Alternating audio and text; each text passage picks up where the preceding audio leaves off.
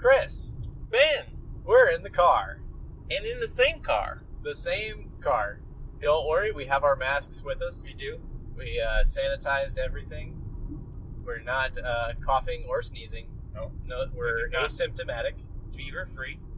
You So are fever we're, free, right? Ben? I am. Okay.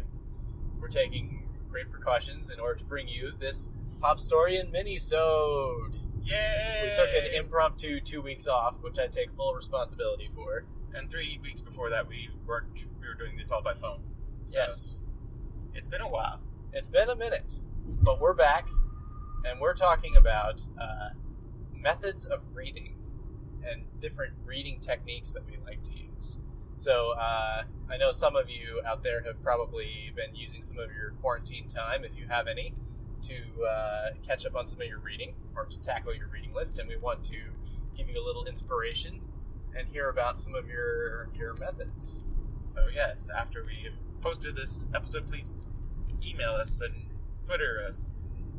popstorian@gmail.com, at popstorian on Twitter, Facebook, search popstorian, Instagram, at popstorian, YouTube, popstorian is the channel name. So That's lots pretty of much a lot of options there. lots of ways to reach out and connect. Available on your local podcast player. Subscribe, like, share with a friend. We usually say those things at the end, but We're trying something different.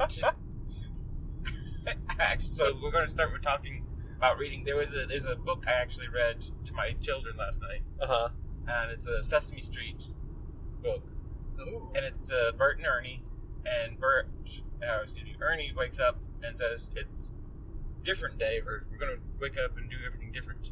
And so, of course, he steals Bert's clothes, Right. and Bert is forced to wear Ernie's shirt. And Oh dear.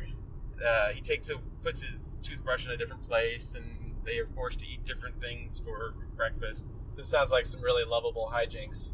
So it just made me think of, like, we're doing things differently. Uh-huh. So instead of the end of the episode, we're going to do it at the beginning of this episode. I kind of forget the exact title of that story, but it's Bert and Ernie. You can't go wrong with any of their stories. Yeah, very true. So, you read aloud to your kids a lot then? I do.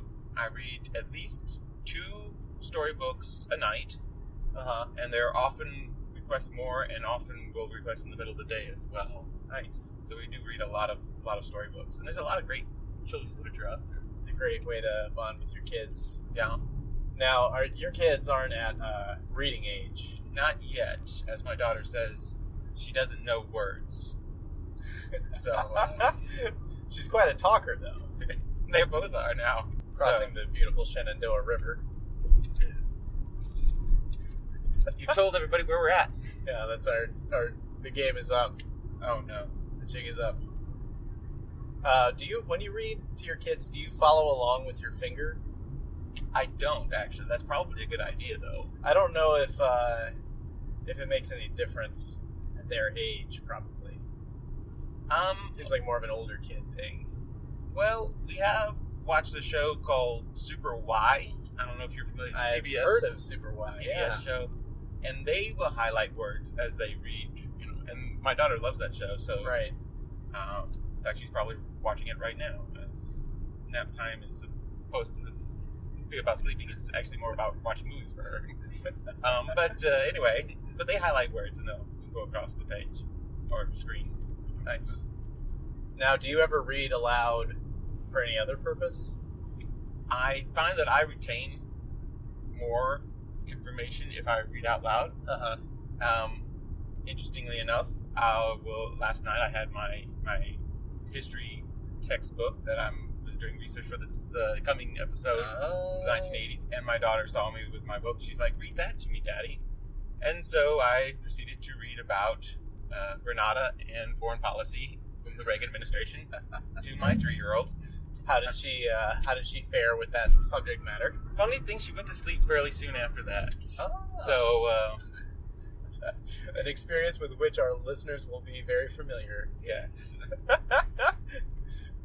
I mean, Chris and Ben's cure for insomnia. it works best because it's kid bedtime, right? Right, yeah. So, Perfect. I might try that again. Good work. Yeah. It's trailblazer. I tend to read aloud when I'm proofreading. If I have a paper or an essay, like when I wrote the script for the video that's on our latest video on the Pop Story YouTube channel, my essay on puppetry. I read that aloud before I performed it. Well, that makes sense because you're more likely to catch errors than reading in your head. So proofreading out loud, I think that's good advice. There's a graduation going on. Oh man, live on the air. Wow. Should we give them a shout out? Shout out. Maybe not. I'm not sure which high school this is, but it is a high school graduation. Good luck. Oh, I see what they've done. They put the pictures of their students up on so clever. the fence line. So I guess you take your pictures in front of your picture. That's okay. All right Cool. then. So That was a bit of a sideline. That's We're a supposed side- to be talking about methods of reading. I mean, high school's reading is very important, and all purpose True, that true. young lady will probably go on to college, Uh-huh. and reading will be even more important in college, Very much so. and reading out loud. Yeah, so we talked about reading out loud. What are some other approaches? We were talking about, before we started recording, we were talking about a practice that I heard of. I actually heard of Stanley Kubrick doing this, where you would take a paperback and actually separate the sections, like the leaflets, detach them from the spine, and read the leaflets in sections. So it's almost more like reading a magazine than reading a paperback. I can see where that would be beneficial to the reader, Mm-hmm. because I think I mentioned as well when we were having that conversation that I do best by achieving goals. So you have so many pages Right. to get through, and then you're like, okay, on to the next chapter, on to the Yeah. next thing. You get a little reward each time you finish a chapter. Right. But then the other side of me, the bibliophile, is just shivers. The book collector in me hates that. Yeah. Hates Even, that even your practice. language separating from the spine of the book. I mean, It sounds kind of medical, doesn't I it? had the images of an Alien movie that we watched Ooh. back in October. Ooh. So anyway, that is an option, I guess. Yeah, let us know if you actually do that. Yeah, please do. I feel like that's I'd a practice that very much has gone out of phase. I'd be interested to see if someone did that. Yeah. Actually. Do you read multiple books at a time, Ben? I do. You- I'm very much guilty of that practice. Is this is it something you should be guilty about, or is this a beneficial practice to you? I think it's beneficial ultimately. It comes naturally to me, so I just kind of go with it. When I get tired of one book or need a break, I just put it down and pick up another. Yeah. And that's helped me through a lot of books that are difficult and I would have had a hard time reading if I was just reading it straight through, cover to cover. Yeah. I have a friend, or friend of a friend, I guess I should say, who reads the last page of a book before she'll start it. She'll read a chapter and then flip to the end and read to see how it ends. I've had to do that for grad work. Like they teach you how to skim a book. So you read like the beginning, and you read the end, and you kind of read some. She does this for her recreational reading, That which is sort of upsetting to me. it's upsetting to me as well. No offense to your friend. I was very offended because to me it seems like, well, you've just ruined. It's like the whole spoiler debate. You just ruined the whole arc of the character by finding out what happens to them at the end. But she feels like she doesn't want to get emotionally invested in a journey that's going to end badly. Okay. So I guess I have to respect her choices with her own reading.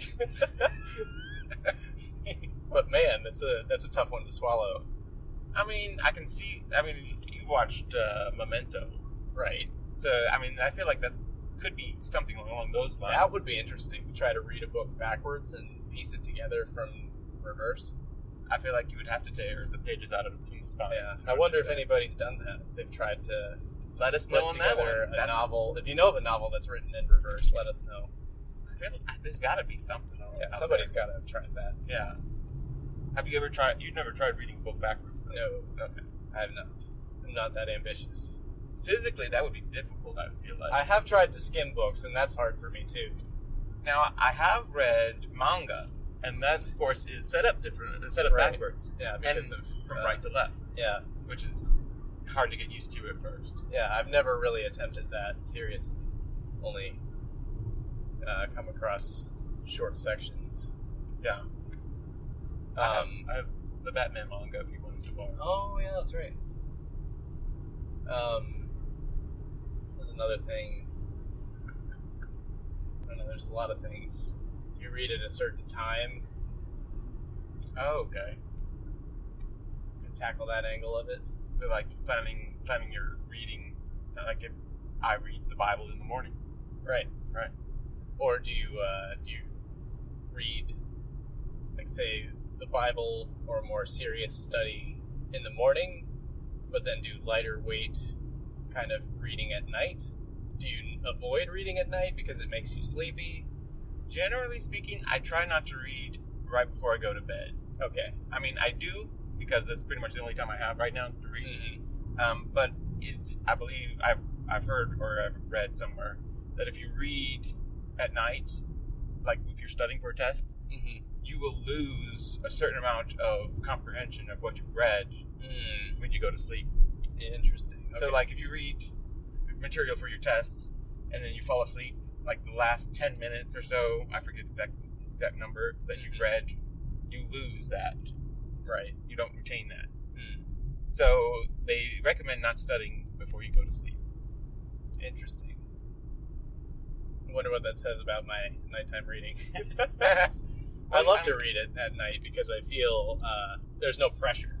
Right. Like, it's after 8 o'clock, I'm not going to be able to do much productive work most days unless I'm doing like a caffeine-fueled late night study or late night work session. I mean, the longer you stay up and are able to read, the more you retain, but you're also more tired, I guess. Right. There's kind of, with work, they talk about diminishing returns. So in the film industry, it's not uncommon to have days that are longer than 12 hours. Right. But once you surpass a certain number, I think it's around 8 or 10 hours, you start to see a decline in productivity. Right. So, like, as the number of hours go up, the amount of actual productivity or the output goes down. That makes sense. Yeah. So there's kind of like those diminishing returns, which I guess you get in reading also.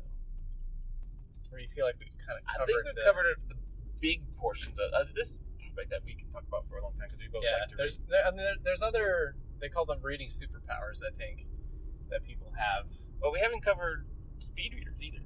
Yeah, there's some people who read fast. I'm a slow reader myself. I'm a very slow reader.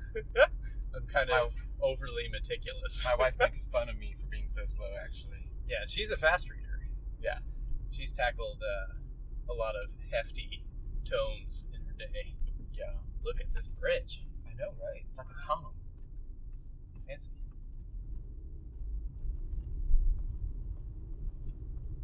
So yeah. Here's the other bridge.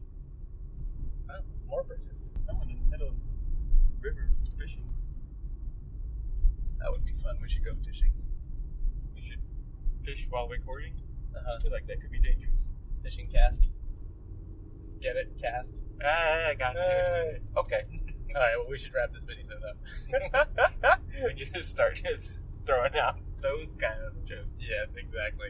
Let us know whether you're a fast or slow reader, what your reading superpower might be, what methods you like to read. Tell us how you read. popstory@gmail.com is the email address. Or we're not doing it at the end. We did it. Oh, we did it before. Go back and listen to the beginning if you have anything to say to us. Listen to this episode backwards. Or don't do that. Thanks for listening. Bye. Bye.